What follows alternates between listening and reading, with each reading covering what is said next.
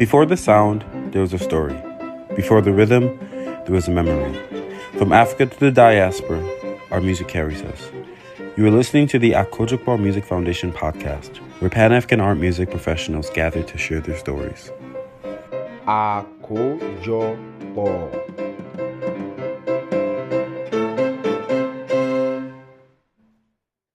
Thank you for taking the time to meet with us and to meet with me as well. Let's start with our first question. I'm wondering if you can tell me how you personally define African art music. What does it mean to you? Okay. African art music actually it's been a bit of a challenging concept, right? To get a unified definition for that, right? And it's primarily due to a host of issues, right? One, you can talk about diversity of musical traditions across Africa, right? A seeming overlap, right, between traditional, popular, and art music, right, in African context, and you also have the colonial and Western classical influence, right? The syncretic nature of African art music, right, because of course it borrows from both Western idioms and it borrows from the Western traditions, right, and then fuses it, right, with the African idioms and processes, right. So, and then there's also the challenge of post-colonial and identity question, right? Who gets to define what? For From what perspective, and and then for what aim.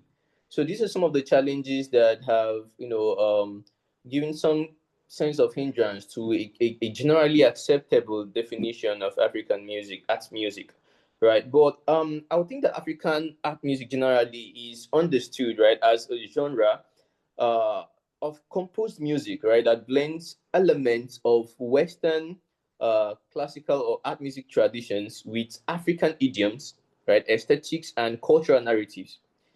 Okay, yeah. And if we are looking at it this way, then it becomes important that to create a delimiter, right? That we are able to create a difference between African art music, right, and African traditional music, since these two concepts actually have that African expressiveness, right, as a shared character, right? So basically, the primary one of the primary differences that we have between African art music and African traditional music is one that African art music is formally composed, right, as against the traditional African art music. The traditional African music, where we have more of oral, transmitted music and also improvisation, right, on stage improvisation, and all. So, also another distinctive feature there is that African art music is more oriented towards educational and purposes, and also concert based, right? Basically performed in schools, churches, universities, as against communal meetings or rituals and gatherings, right? Then on the other part, also in terms of performance now, you also find out that African art music is primarily composed without the considering audience participation, right? But then in the African traditional music, audience participation is a thing, right? It's just a thing. It is just a thing with performance, right? So looking at these distinctive features, one can easily tell, right, when what you're hearing or what is being performed is actually it gives a sense of the difference between African traditional music and African art music, right? And when I was talking about African art music earlier, I talked about it being a blend of Western art music structure and then with African resources, right, and elements from African traditional music. But then there's yet another broad genre of music that also takes that path, which is African diaspora music, right? But in as much as the meet and share the meet on a certain level of, let's say, historical relevance and conceptual basis, right? There is still some element of differences within them, right? So for one, I think I'll just start to summarize it this way: that an African art music is it emerged from the continent, right, as a deliberate composed fusion of African and Western art traditions, right, born within Africa's colonial and academic context, right? Yeah. So this is basically what we have, right? Um, with African art music, and this was basically created to assert a sense of African creativity, right? Cultural pride and intellectual presence within the global canons, right, of art music, quote unquote, right? So, but then looking at African diaspora music, this is a music that emerged outside of the continent, not within the African, it was outside of the continent, right? And it's community rooted, a lived fusion of Western and African music elements, right? And it's born basically of displacement and cultural survival, of course, which chiefly we can attribute to there's a triangular trade, right? Transatlantic trade, right? So but then it has also gone further to develop into myriad of genres. They talk about the spirituals, the blues, the jazz, reggae, samba, hip hop, and the rest of them, right? So well, in all, summarily, if I'm to looking at the context, everything I've explained now, if I'm to define African art music, my own the definition of what African art music is, I would say that African art music is a deliberate composition of African and Western art music traditions, right? Right, of course, utilizing African resources. And when I say African resources, I'm talking about the styles, the uh, structure style. I'm talking about the idioms, musical idioms, the as much as even the narrative. That's the cultural narrative of the people, right? Interwoven in this fusion, right? Um, and yeah, born within, of course, just like I mentioned earlier, Africa's colonial and academic context, with its sole, primarily, basically, earlier, prior to now, it was with the sole aim of asserting African creativity, cultural pride, intellectual presence, and also that's intellectual presence in the global arts music concept. And it's also important to mention that African art music emerged primarily, right? It was ushered in with the Pan African movement, right? Primarily with the Pan African movement. That was when this music genre came alive. Thank you. I think there's a lot to learn then. I think I learned, it sounds like there's also a difference between how you're defining African art music and traditional. I mean, traditional is so broad, whose tradition, but they're distinct, they're different when we're saying art music and traditional music. Yeah, yeah, of course. Traditional music. What I mean by And there's traditional music, many. There's not just one. There's many. There's yeah, of same thing course. with African art music, but Yeah, basically the music of the people pre-colonialism, right, the music of the people the challenge here, the basic thing that happened here is that, right, the major reason why we have this distinction between the traditional and art music is that when art music was introduced, right, just like I mentioned, was as a result of within Africa's colonial context, right? So when the wave of colonialism, there was that was when Western, quote unquote, Western art music, because of course we know that most of what we call Western art music has its roots from Europe, right? But yeah, that was when Western art music theories and processes were introduced formally in our schools, that's here in Africa, right? So because of that wave, you find out that they started becoming that conformity, right? Especially among intellectuals and people who have passed through school, the school system therein, right, of creating music that had a blend, that blend, right? Because it became a shift, in cultural shift, of course, right, from what was already there and what is obtained with the new knowledge and information that they now have from the Western influence. Got it. So that should be, I mean, that should be a more clear-cut distinction between traditional practice, of course, and then the West African arts music, right? So it's not to say that, it's also to goes for to say that some of this traditional music, I think is what they mentioned, they are still there untouched, right, by the Western influence. Okay, usually in rural areas where usually in rural areas where there is a low level of exposure to the academic um, uh, roots of music, so to say, right? So you can still find those traditional music there as raw and as original as they are, as they were, and they're still developing in that balance.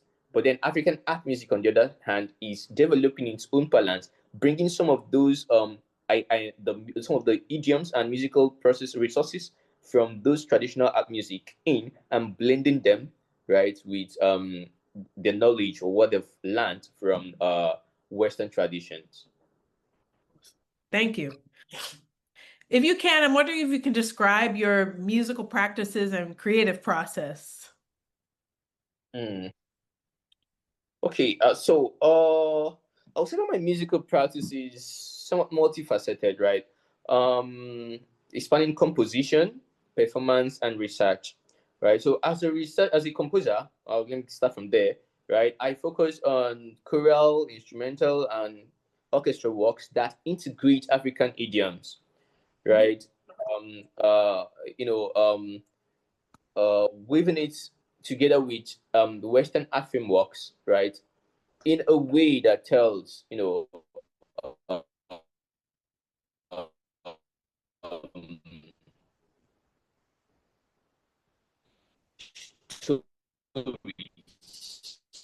Oh, can you hear me? Ah, okay. can you hear me? So, in my composition, recently compare me. Uh-oh. Can you hear me? I can hear you. You're freezing. I'm losing you a little bit.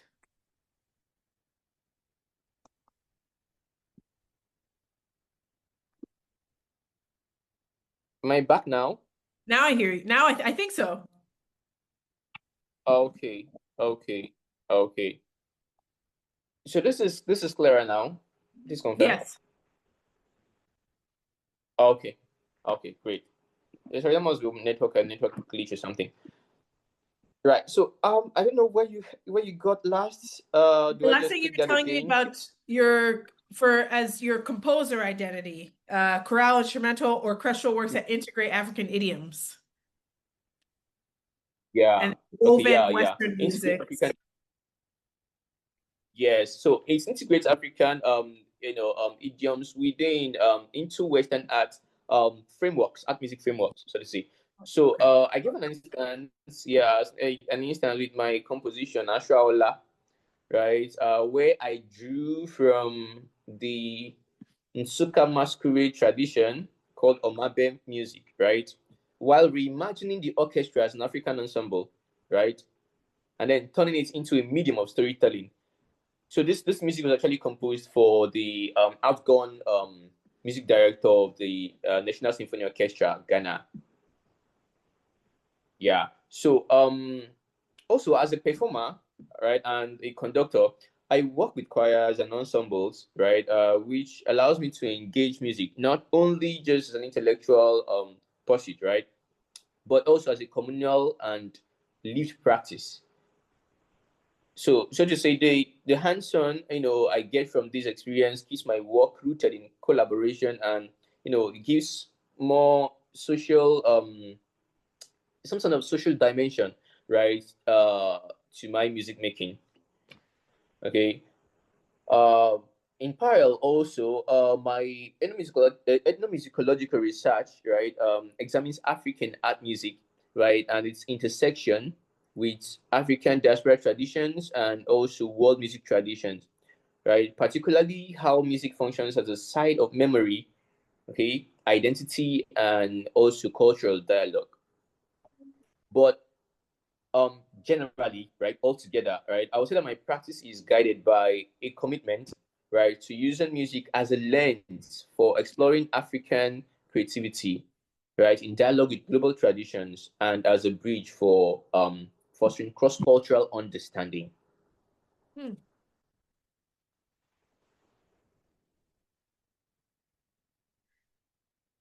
I love that. Yeah. Music tells us so much about people. It should be its own methodology, music making. So let's see that again. I know. How long have you been pursuing music? And I guess what drew you to composing? Oh, yeah. Okay, so I've been actually involved in music for about 14 years now. How many years? 13? 14. 14. Yeah. Well, let's say consciously involved. Let me Right, put it. right, right. We're always involved. We're always. Oh yeah, yeah. Although my journey began, okay, so to say, my journey began in 2011. Conscious journey, right?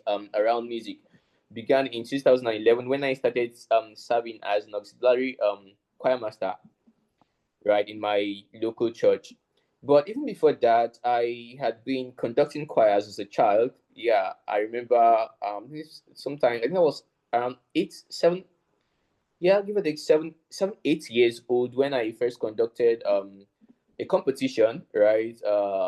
In the church choir, children's unit, right? That was where we started learning the whole time signature for 4, 3, 4, the basic ones at least, right? So, Uh-huh. but then over the years, right, my involvement has grown from just not just performance and conducting, right, but then to composing, research, and exploring the cultural dimensions of music through ethnomusicology.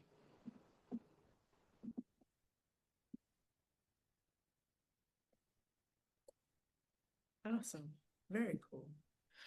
I'm wondering too if you can tell us, you shared a little bit too about church music and leading the choir as a young student. What aspects of your personal or other personal aspects and educational background most influence your musical practices? Sorry, I didn't get that. Please come again. I guess what parts of your life most influence your musical background, whether it be educational or other aspects of your personal life? I know you mentioned church and that being part of your musical knowledge, upbringing. Are there other parts, maybe educational, life experiences? Oh yeah, yeah. So I think I also have I would say my musical background has both is rooted in both personal and academic experiences, right? For one, I grew up in a family where choral singing was part of everyday life, Nice. right? My brother was so much into the choir, right? Choral music. My mom was also into choral music. At least I grew up to see this two actively involved. Right. Yeah. But then my dad, I didn't meet him, actively involved. But then I know that I do see some choral scripts, right, with his signature and his name inscribed on that, meaning that he actually did sing, earlier on before I grew up to be aware of the environment, so to say, right? And yeah, I think that actually did was a very pivotal one for me, right? Apart from that, in the house, just about everybody has this innate music sense, we're all gifted with good voices. Let me put it that way. That's for the starts, right? Yeah, you definitely think that this is a choir singing when you hear us like singing like collectively, right? So nobody escaped that in the house, right? So but this family exposure to choral singing and music generally, I would also attribute to what made me join the children's choir, right? In that age, that also led to me conducting the choir as at that tender age, right? So this it also this early mentioned to in okay, yeah. Also, there was also an early exposure, right, to communal music making. Well, I grew up in I was grew up in a rural area, so to say, right, where there was that sense of community, right? Kids come out and play together. Kids come out and like to get like like play together, bond together. There was also no shortage of traditional music that we did then, right? I was quite exposed to a lot of traditional music, and this is not African art now. I mean the traditional music of the people, right? At such a tender age, and I would think that it did this immersion actually did help me create a communal sense in music making, right? Also, and then also instilled in me a deep appreciation of music, right? As a social and cultural force. Right. Now, later on, my formal training also began in the University of Nigeria in Soka, right? But that was after my first degree in medicine, that's physiotherapy, right? So, and there, okay, sorry, I'll take you back a bit. So, when I was in my the first exposure I had to a formal music training would be in my first year med school, right? So I met this in the choir because I joined the choir then. I met this keyboardist. Then he was well grounded in music theory, very well grounded in music theory, and he was a keyboardist and also but then he didn't study music. He studied engineering. He was actually a master student in engineering then. So he took me through one class, just one class, one session of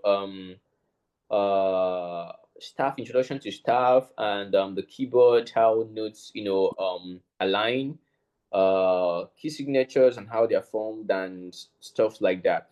And just that class, gave me all the foundation I needed to be able to understand um, texts that I read. That's musical textbooks that I started reading later on, because prior to that, the exposure I had had and with music was more or less in solfa notation. That's the solfege notation system, and there is very shortage of books that would explain music theory using solfa notation. Right, so I would think that that particular encounter was what actually should be what formed my foundation, right, for music theory, especially in the Western sense of it, right. Then after medical school, I had moved on to take a diploma in the University of Nigeria, diploma in music. So there, the training day reinforced a sense of bicultural approach to music education, right, where it emphasizes both African and Western traditions. Okay, so and I think this intersection is continually inspired by musical practice, right, from composing works that weave African rhythm and melodic idioms into orchestral textures, to down to the ethnomusicological research that seeks to highlight, cultural dialogues across African and the global context. Right. So yeah, I would say ultimately my background, right, drives me to see music not only as an art, right, but also as a bridge for identity, history, and collective humanity, right. So of which I would attribute this sense or approach to a large extent to the bicultural approach of music education in that I received from the University of Nigeria.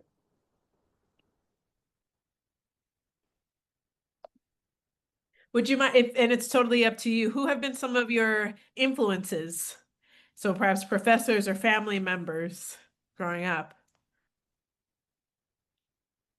Okay. Yeah, mentors, teachers, and what lessons have you learned? I mean, I'm sure many. Okay. Yeah. Actually. Mm, okay. Well. Yeah. We'll say that.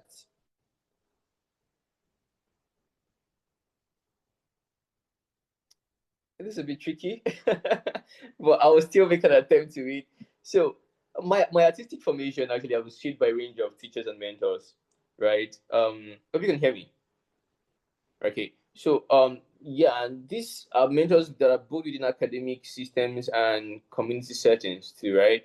So my earliest mentors, just like I've mentioned earlier, would be my family, my brother, more especially elder brother, more especially, and then also the local choir masters that I worked with then when I first joined the choir in my local church at home, and I would say they did instill in me a deep sense of discipline, right?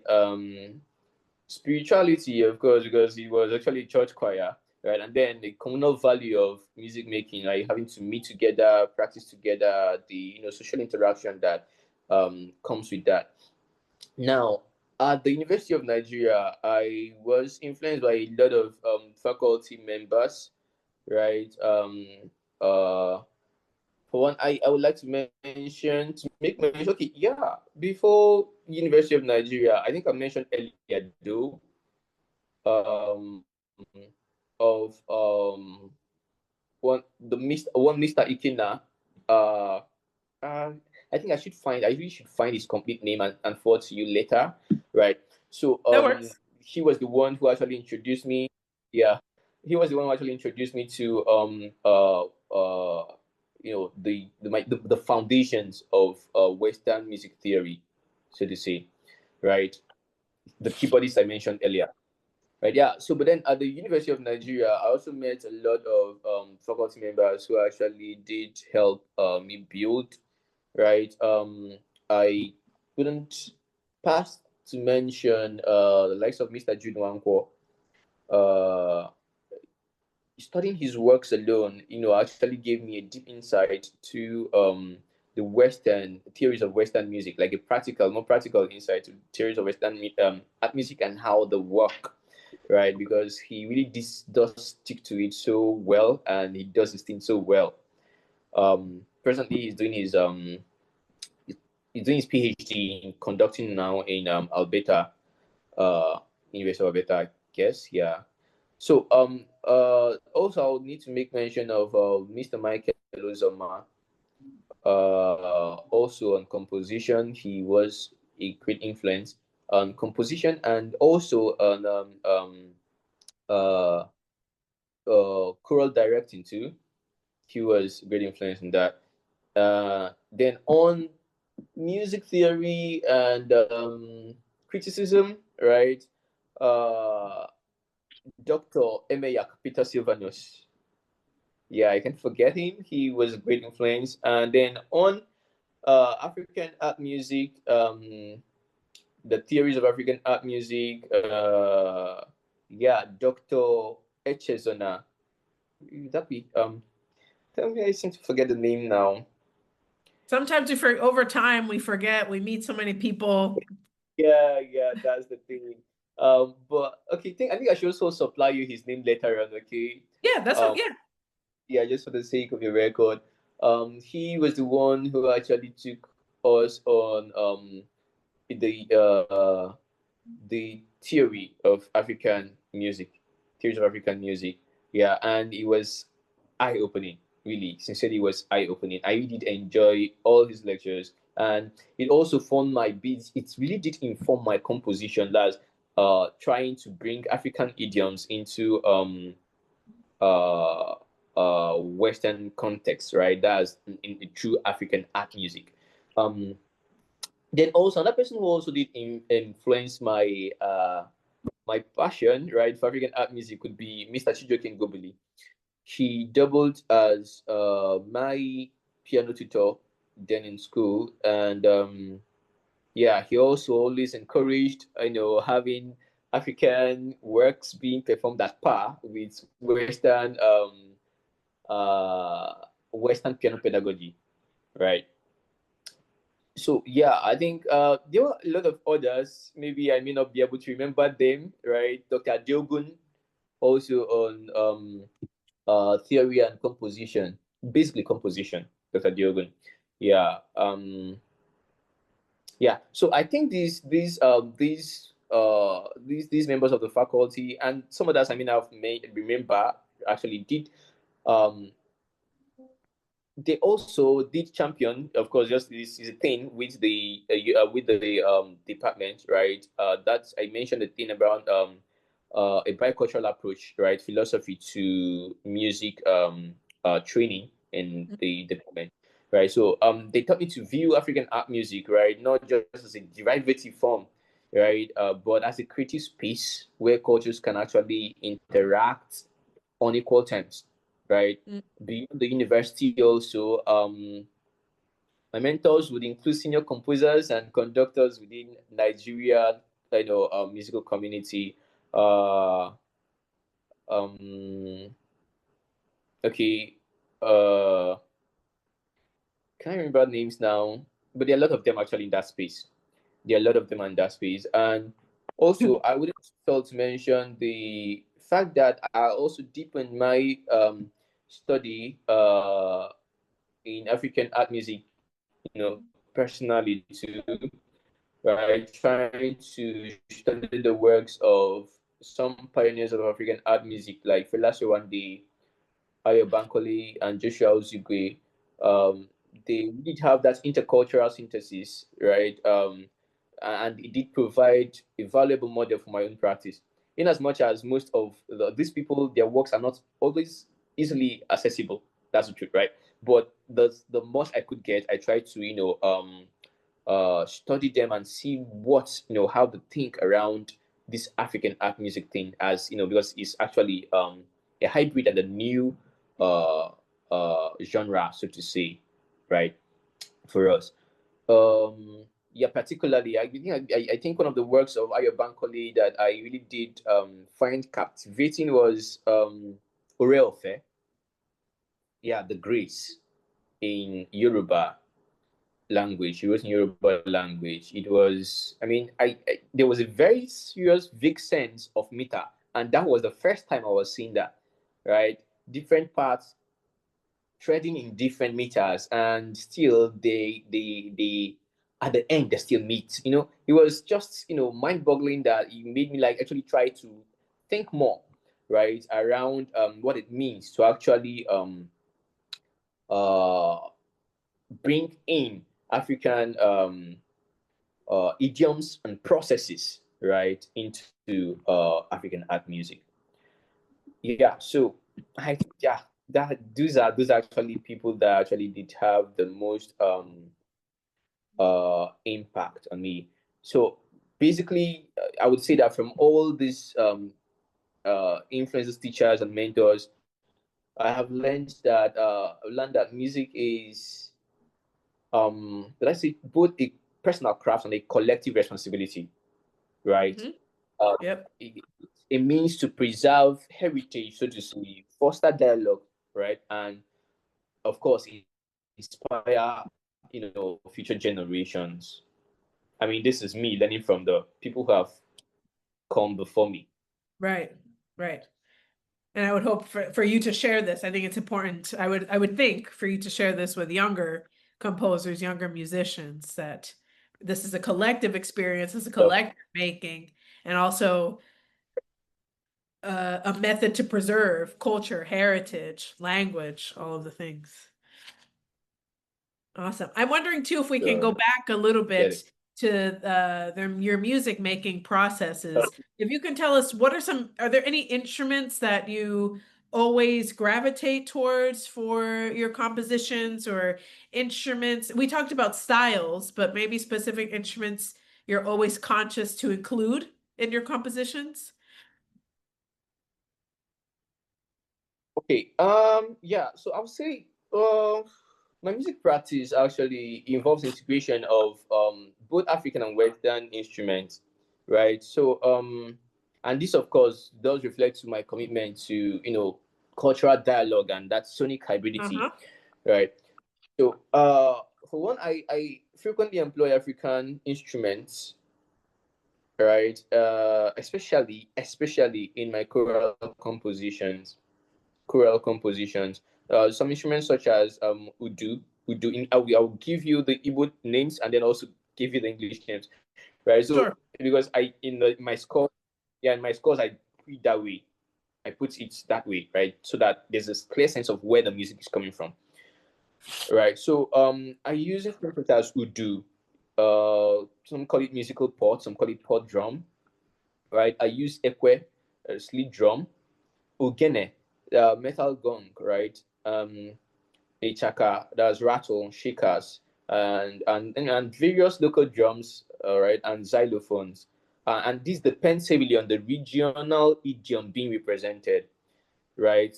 For instance, there's this work I wrote, and that should be the last big work that is African art music work that I wrote.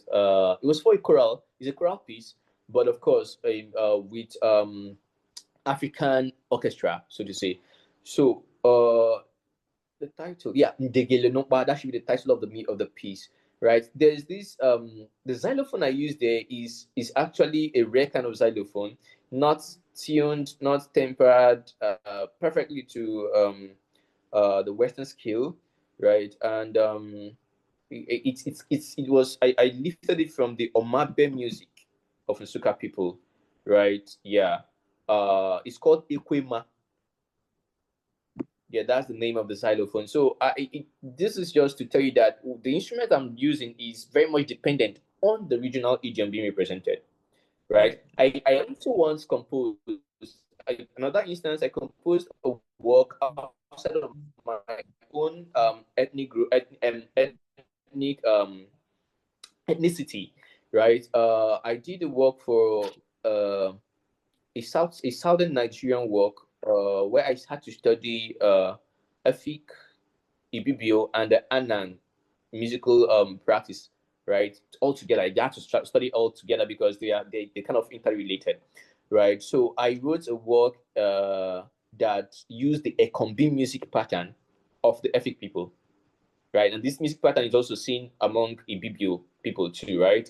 Um, so it was for me that work was more or less like a mesh of the three ethnics, right? So the Ekombi is predominantly Efik, although also practiced in Ibibio, right? And then Anan, less practiced in Anan.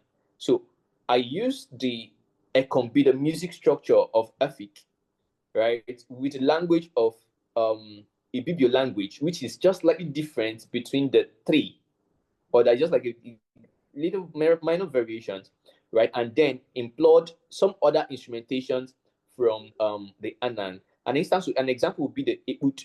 It's a kind of rattle. It's the first time I've ever seen that kind of instrument, right? The hold is like a shaker, but it's not a normal shaker. Like everything is wood carved, and the particular the part of the rattle that's making the sound is also wood.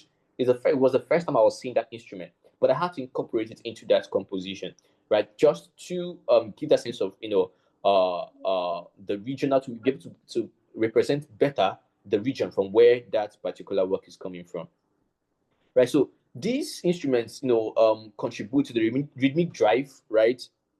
Basically, when I use them, right, the tonal coloration and speech-based expressiveness in characteristics of African music ensembles.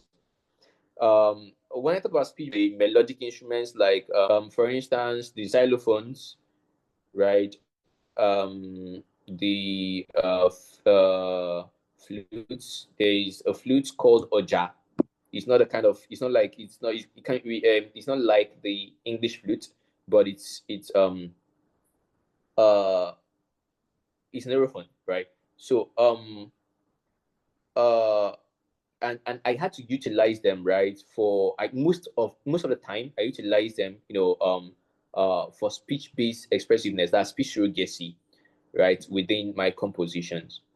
So now, outside of African instruments, I also utilize Western orchestra and choral instruments, right, including and sorry, yeah. So I mean, outside of alongside this, right, alongside the African instruments, right, sometimes together with the African instrument, that's what I mean by here, I utilize Western orchestra and choral instruments, right? This could include strings, woodwinds, brass, percussion, right? This is just to create a layer texture, and um, that a layer texture that merges the oral and notated traditions, right? Because um, sometimes there are some rhythms that you may not be able to notate exactly, right? Especially when you're working with African instruments the way it should be, right? So, but what we do most times is, I just give a basic rhythmic sense and then right on top of it to improvise. Do you understand? To be improvised upon by the performer, right? So this is just what a way to get a feel of that oral tradition, right, within the music, right? So an instance, one of my compositions where this was heavily used is Ashaola. I think I've mentioned that before. Mentioned this particular composition before, composed for the National Symphony Orchestra Ghana. Uh, it was inspired by Omabe music, masquerade music. But here, what I try to do is to use the orchestra. I try to use the orchestra, make it function like an African ensemble, right? With instruments in normal speech surrogacy for most part of it. There was a particular section where the flute did nothing but just this something we call pre-singing, right? As someone who understands the language, I could tell you exactly what the flute was saying at that particular point in time, right? So that's what we mean by speech surrogacy, right? But this is in a Western orchestra. This was happening in a Western orchestra, right? So um, basically, uh, yeah, that's the sense in which we use it. It's also seen also in another work, Mbakoiba, the one that won the Akojopo African Art Music Competition Project in 2023, right? And here I utilize the cello and the piano for speech surrogacy, right? Especially the first part of the music, right? Because I was trying to create a narrative sense of a communal meeting, a communal gathering, right? What they were saying to each other, what people were saying in the meeting, and things like that. So I had to utilize these two instruments for speech surrogacy. And also in Ibo and Idanda, I remember I tried exploring polyunique layering between the treble and bass of the piano, using it as an accompaniment style, right? So through this combination, the aim here is I try to interpret African instrumental aesthetics within global art music frameworks, right? Thus preserving the essence of indigenous sound worlds within African context, while extending the expressive possibilities in contemporary contexts. Yeah, so I think that is it about my instrumentation. I This hope I hope that was not as this disjointed. was very insightful. This was very, very insightful. I got a lot of information. Oh, There's a few things. Sorry, I was looking up some of the instruments you were mentioning. yes, I also wanted to ask, what motivates you to continue practicing music as an artist and as an intellectual practice? mm, Okay. So, uh, personally, I believe that music is both could be utilized as both a mirror for identity, right, and also a meeting ground, right. So for me, African art music by nature is dialogical, right. It fuses traditions. I've given you an instance where I had to fuse normally generally in a broad sense of it we've talked about fusing Western and African music idioms, art music idioms. But now I've also given an Traditional. instance where I had to fuse like, sorry, And traditional. am I audible? Okay, yes, exactly, right. But then also along the line, I've also given you an instance where I had to fuse uh uh music idioms from three different ethnics, though a bit related, right? So it fuses traditions, right? So, and by highlighting these intersections, right, I hope to challenge narrow categories of what classical or art music can be, right? While affirming African creativity as part of a global canon, right? For me, that dialogue is also about building empathy and the shared, humanity across cultures. Yeah, so I think this would be my drive for why I, you know, keep on Yeah. pursuing music. I'm wondering too, with that, and this is our final question, how do you see the landscape of African art music evolving in the years to come? Okay. I am also thinking of, I'm wondering if you also think the more exposure we as artists and composers get to different people and different cultures will continue blending in other traditions, other stories. And but I also wonder what this will do to the preservation of music. The more we bring together different music and cultures, I don't know. Oh yeah. I mean, of course, you know that culture is culture is ever dynamic, right? Right. Both on a local and a global front, right? So yeah, the more culture moves, the more people moves, especially the world so interconnected. The media space, ease of travel from one place to another. Can you hear me? Since you're straining. Okay. Yeah. So A little the bit. more I'm people. losing you. Okay. Is this okay? Can you hear me now? I hear you now. There's the video is behind, but that's okay. I can catch what you're saying. Okay. Okay.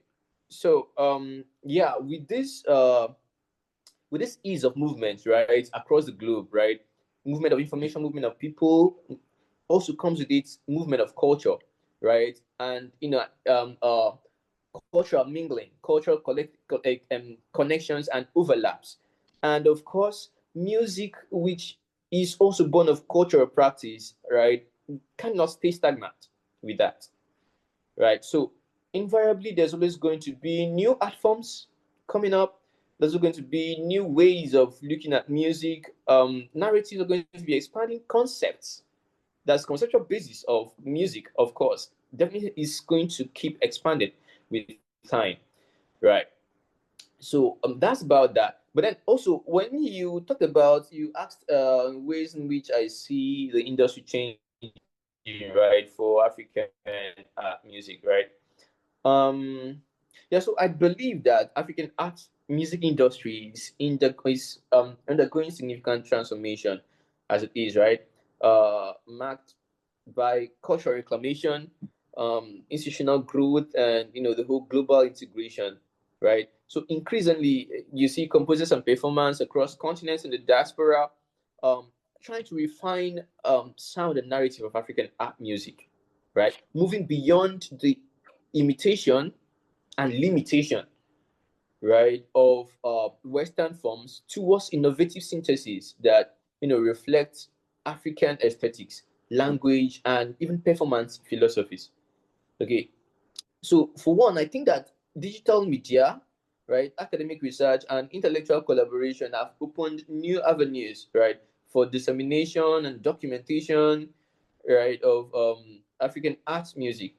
Recordings also, right, online performances, and scholarly exchange too are helping currently to reposition African art music within global art music conversations, allowing audience to appreciate its intellectual and expressive depth, right? And also institutionally, I think there is a movement forward, right? There's a whole lot of sponsorship, right, coming up with trainings and training young African enthusiastic African young African enthusiasts, right? Yeah, being given opportunities for a formal training, right? Through scholarship grants, of course, here's the MTN Foundation here in Nigeria that's been doing a very good work through Muson. Uh, yeah, and that's quite commendable, and I think it's a commendable movement, right, towards the future of African art music. Also, similarly, even the work done by Akojopo, right, is also one, right, and these are vital ways of sustaining creativity and scholarship, right. Okay, so I foresee a future where African art music will be more visible in international concert circuits, right? Music curricula and research spaces, right? Thereby affirming African not merely as a source of inspiration, right, but as an equal contributor to world art music traditions.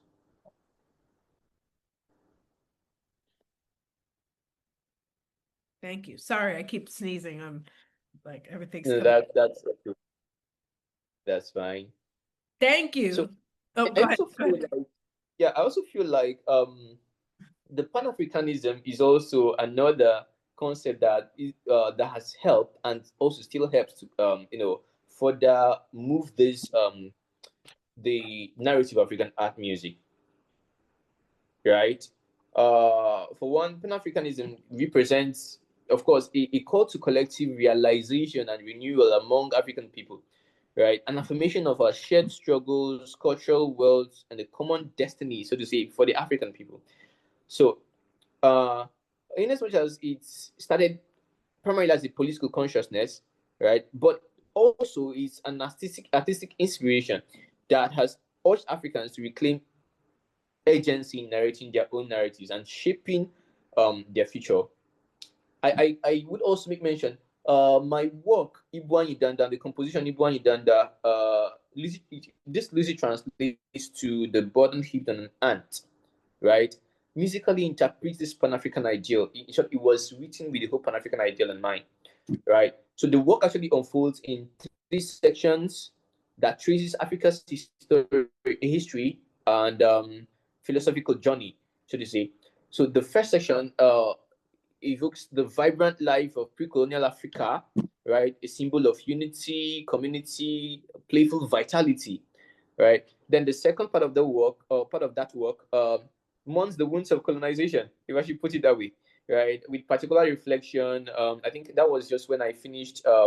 I composed that section when I finished reading and studying about the Congo massacre under King Leopold II, right? That would be just it would yeah, it would be one of the biggest genocide in the colonial history of Africa, right? So yeah, that section of the composition was actually just dedicated for it.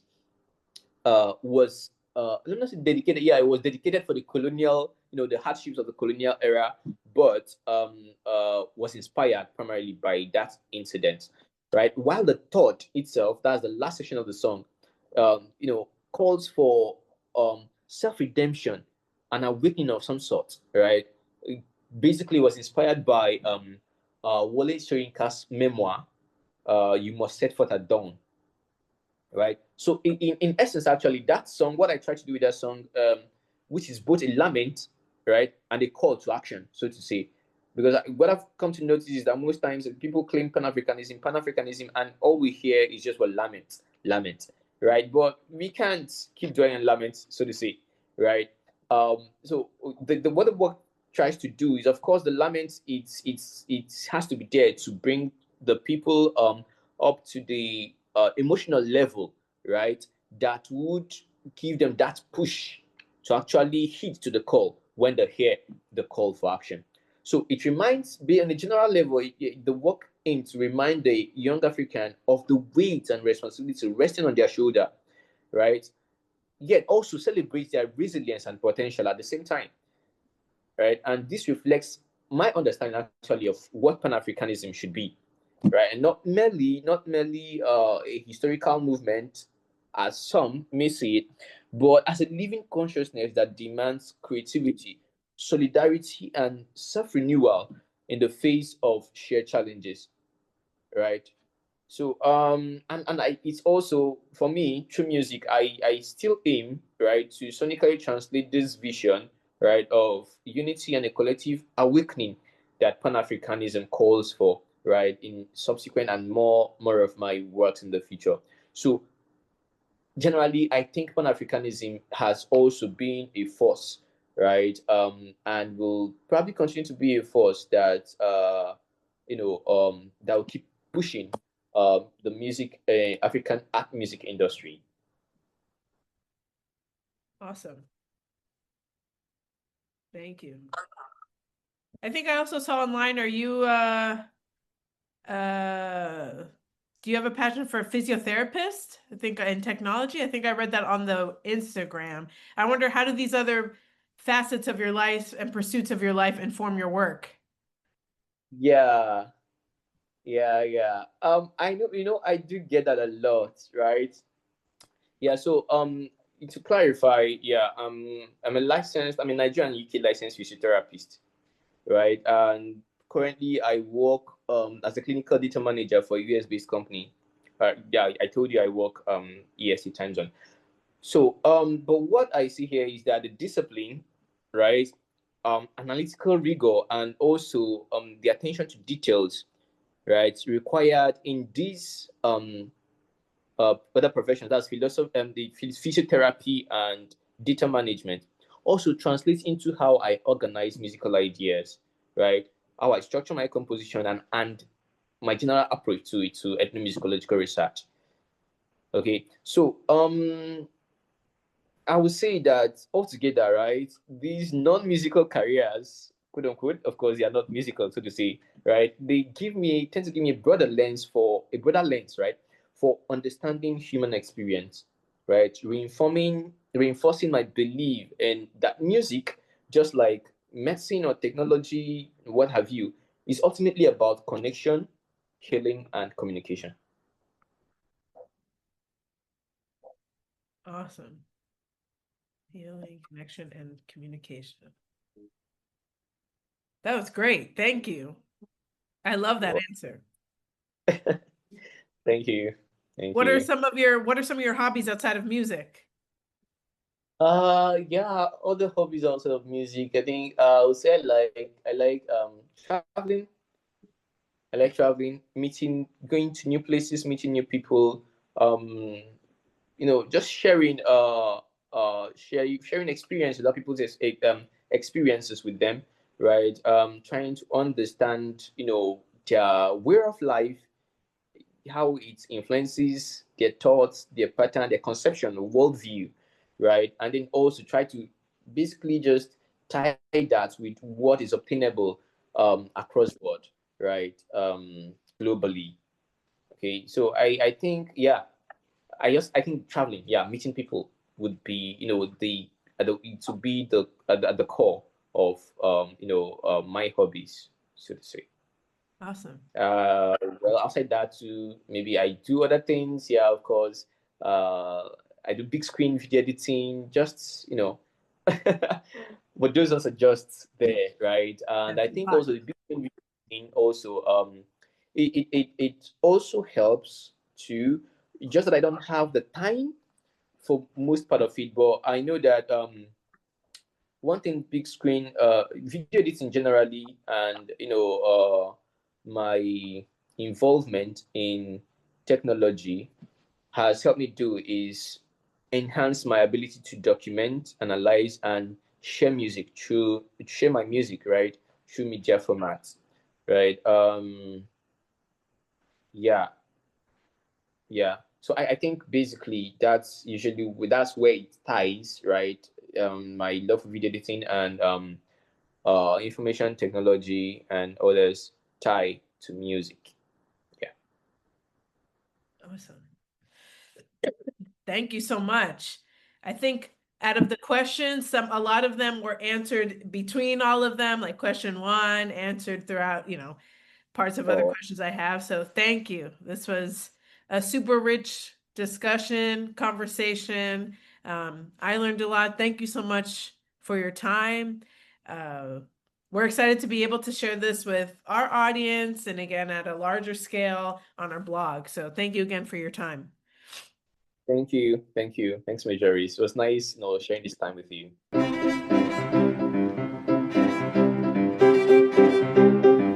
As we close today's conversation, we're reminded that Pan-African art music is more than a sound. It is a memory, movement, and meaning.